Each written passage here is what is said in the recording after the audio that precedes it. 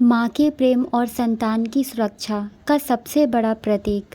जानिए कैसे माताएं करती हैं जीवित पुत्र का व्रत।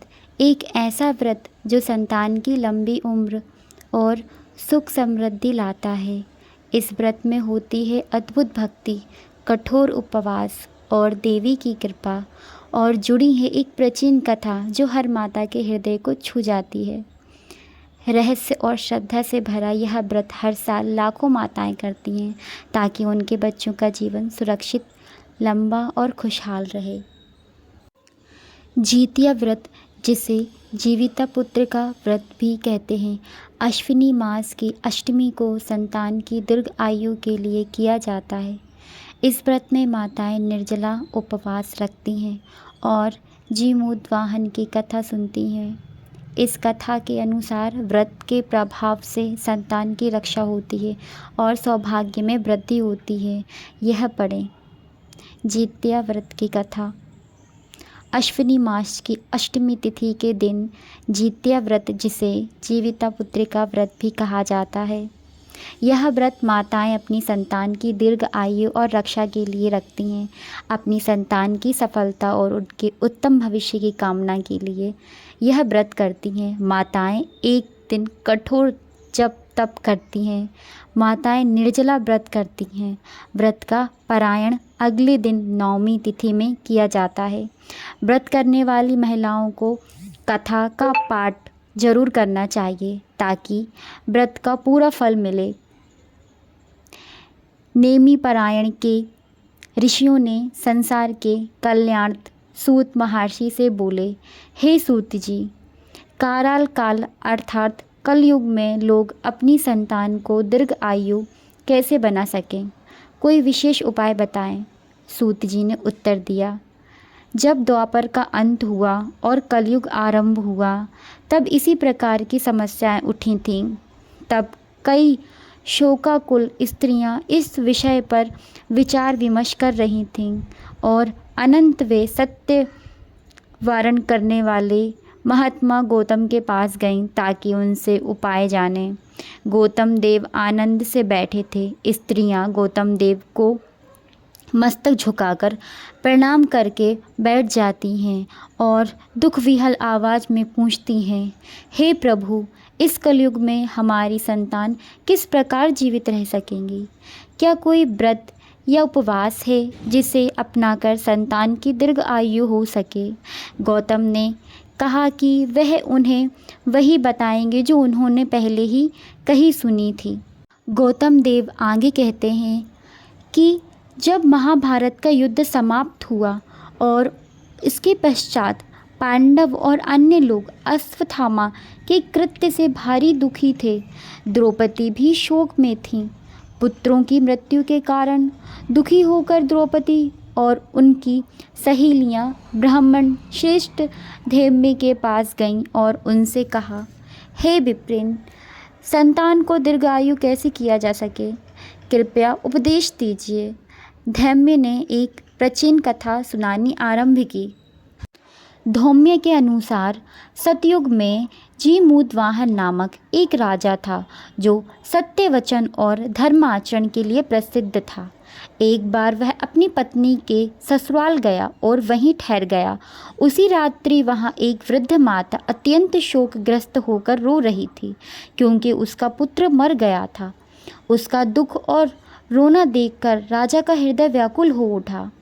वह तुरंत जाकर उस वृद्धा माता से पूछा कि आपके पुत्र को आखिर क्या हुआ है? वृद्धा ने कहा कि प्रतिदिन गरुड़ आता है और गांव के लड़कों को खा जाता है। मेरा पुत्र भी उसके हाथों मारा गया। यह सुनकर जीमूतवाहन ने कहा, हे माता, आप रो मत, मैं आपके पुत्र को बचाने की चेष्टा अवश्य करूँगा। राजा उस स्थान पर गया जहाँ गरुड़ प्राणियों का भक्षण करता था। जैसे ही गरुड़ आकर मांस खाने लगा, अपना दाहिना अंग गरुड़ के सामने रख दिया। गरुड़ आश्चर्यचकित होकर बोला, तुम कौन हो, देवता या मनुष्य? राजा ने कहा, हे परीक्षिराज, इस तरह के प्रश्न करना व्यर्थ है। तुम अपनी इच्छा भर करके मेरा मांस खाओ। यह सुनकर गरुड़ रुक गए और बड़े आदर से राजा के जन्म कुल की बात पूछने लगे। तब राजा ने विनम्र से कहा, अपना परिचय दिया। माता शौव्य, पिता शालिवाहन सूर्यवंशी जीमूतवाहन, और कहा कि वह त्याग और दया के कारण सब कुछ सहन करता है। राजा की उदारता और त्याग को देखकर गरुड़ विशिष्ट प्रसन्न हुए और बोला, हे महात्मा, आप जो चाहो मांगो। तब राजा ने अनुरोध किया कि वे अब तक जिन प्राणियों को गरुड़ ने खाया वे सब पुनः जीवित हो जाएं, और आगे से गरुड़ बच्चों को ना खाएं, और जहाँ भी जो उत्पन्न हो वे दीर्घजीव हों। गरुड़ ने राजा की प्रार्थना स्वीकार की और वरदान देकर अमृत प्राप्त करने के लिए नागलोक चले गए। वहाँ से अमृत लेकर वे लौटे और उन मरे प्राणियों की हड्डियों पर अमृत बरसा दिया। जैसे ही उसने अमृत बरसाया, सभी मरे हुए प्राणी जीवित हो उठे जिनको पहले गरुड़ खा चुका था। इस प्रकार जीमूतवाहन के त्याग और गरुड़ की कृपा से जन जन के कष्ट दूर हुए और प्रजा का कल्याण हुआ। उस समय गरुड़ ने राजा की दयालुता देखकर एक और वरदान दिया। कहा कि आज अश्विनी कृष्ण सप्तमी से रहित शुभ अष्टमी तिथि है। आज ही आपने यहाँ की प्रजा को जीवन दान दिया। आपसे यह दिन ब्रह्म भाव हो गया है। जो मूर्ति भेद से विविध नामों से विख्यात है, वही त्रिलोक्य से पूजित दुर्गा अमृत प्राप्त करने के अर्थ में जीवित पुत्रिका कलाई है। गरुड़ आगे कहता है कि जो स्त्रियां इस व्रत जीवित पुत्रिका का व्रत करेंगी और कुश की आकृति बनाकर तुम्हारी पूजा करेंगी, तो दिनों दिन उनका सौभाग्य बढ़ेगा और वंश भी बढ़ेगा। हे राजन, सप्तमी से रहित और उदय तिथि की अष्टमी को व्रत करें, यानी सप्तमी व्रत थी, अष्टमी जिसे दिन हो उस दिन व्रत ना कर शुद्ध अष्टमी को व्रत करें और नवमी में पारायण करें। यदि इस पर ध्यान ना दिया गया तो फल नष्ट हो ही जाएगा और सौभाग्य तो अवश्य नष्ट हो जाए। इस प्रकार वर देकर गरुड़ वैकुंठ चला गया। राजा जीमूतवाहन अपनी पत्नी के साथ अपने नगर लौट गया। धौम्य ने द्रौपदी से कहा कि हे देवी, मैंने तुम्हें वह दुर्लभ व्रत बताया जो संतान को दीर्घ आयु बनाए रखता है। यदि तुम और तुम्हारी सहेलियां इस व्रत विधि से व्रत करोगी तो तुम्हें मनवांछित फल प्राप्त होंगे।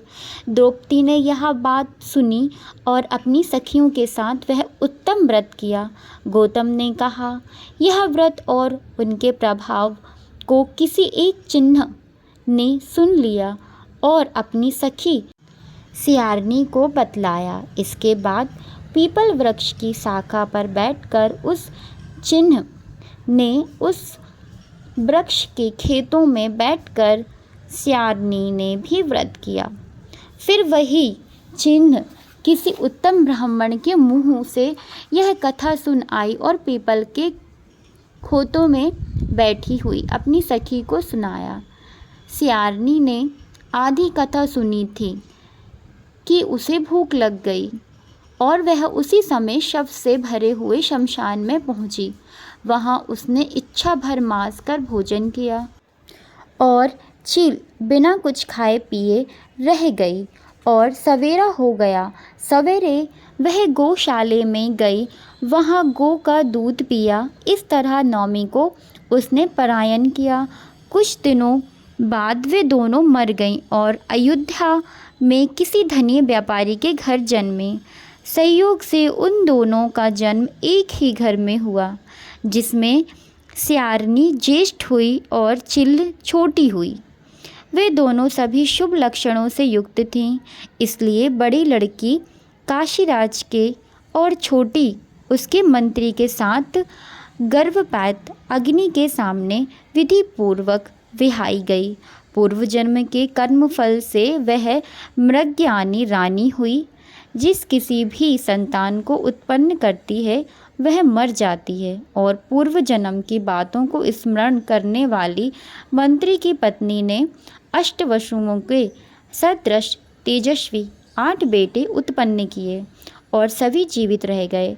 अपनी बहन के पुत्रों को जीवित देखकर ईर्ष्यावश राजपत्नी ने अपने स्वामी से कह दिया, यदि तुम मुझे जीवित रखना चाहते हो तो इस मंत्री के भी पुत्रों को उसी जगह भेज दो जहाँ मेरे बेटे गए, अर्थात इन्हें मार डालो।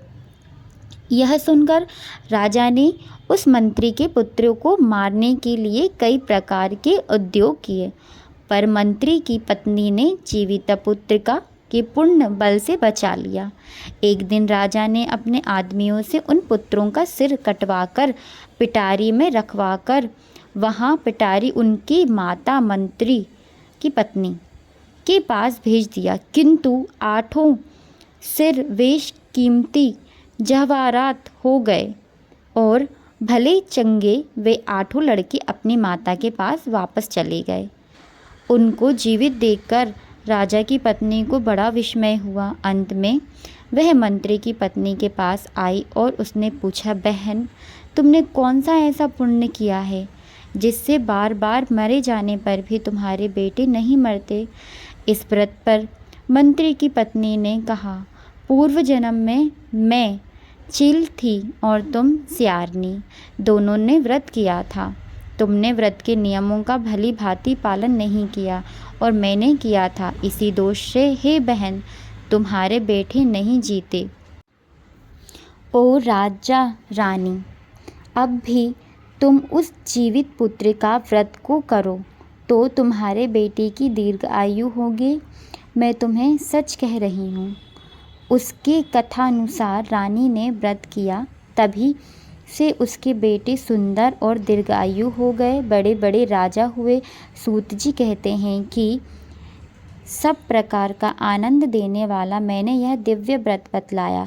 स्त्रियां चिरंजीवी संतान चाहती हैं तो इन्हें इस व्रत को पूरी विधि विधान से करना चाहिए।